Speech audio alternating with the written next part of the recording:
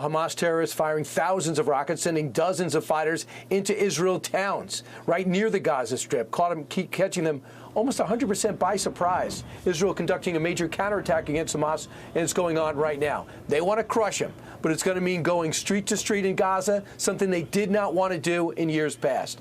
Is it going to change now? Let's bring in General Jack Keane. General, if this is you and you're in charge of the response, where do you hit first? Well, first of all, they have to secure their border, and they have to retake the territory that they lost, and they're certainly about that business as we speak. And it was quite stunning, the fact that they lost control of that border, and Hamas was able to attack into communities. I don't know if you've seen any of the stuff that's on the internet. It's pretty horrific how they just slaughtered families in their homes.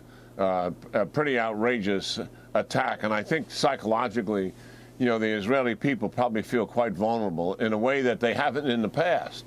You know, it's not that they get numb by rocket and missile attacks, but they have a lot of confidence in Iron Dome's ability to deal with all of that. But now, attacks in their homes and then taking scores of them hostage, entire families, that's something that they have not seen in some time here.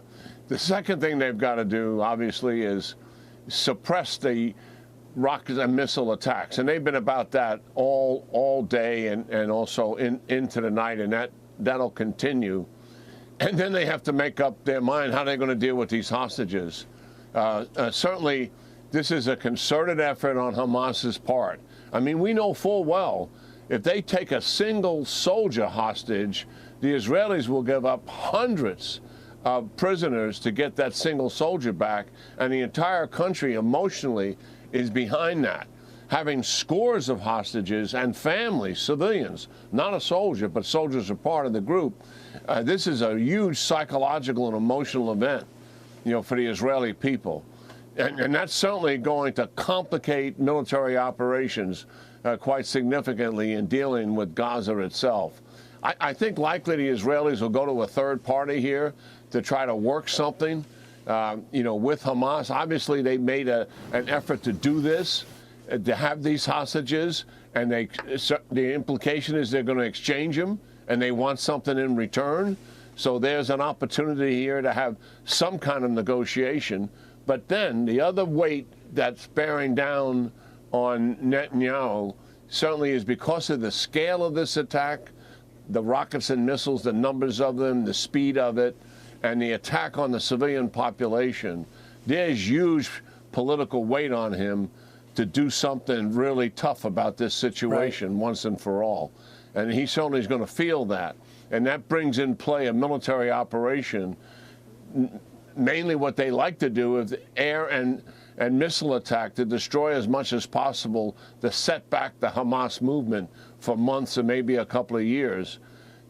In this case, they may indeed find themselves having to go into Gaza itself, which they have done before with their armored formations. And those options are certainly on the table. In the back of their mind, Brian, they know full well that sitting up there in Lebanon is Hezbollah, 130,000 plus rockets and missiles, longer range, more precision, and more lethality that can reach most of Israel. And that brings in David Sling, which is a different air defense system. And the last time they got into it with Hezbollah was back in 2006, and they didn't do so well. After a month, they pulled out of there. And all of the service chiefs were fired by the prime minister for what he believed was incompetence. So that is in the back of their mind as well in dealing with this. They do not want Hezbollah into this operation. Iran is behind this. They scored a strategic victory here. What is that victory? The normalization of relations between Saudi Arabia and Israel is on hold. That is for sure. I don't think it'll go away, but it's obviously going to be delayed rather significantly as a result of this.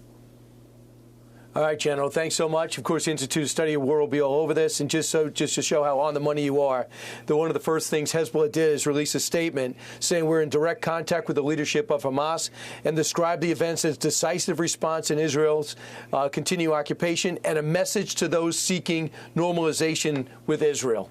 So they don't like the Abraham Accords and what happened on the back of it. But let's see if the rest of these Arab nations have the courage to continue forward. Right now, it's all on hold. General, thanks so much. Hey, Sean Hannity here. Hey, click here to subscribe to Fox News YouTube page and catch our hottest interviews and most compelling analysis. You will not get it anywhere else.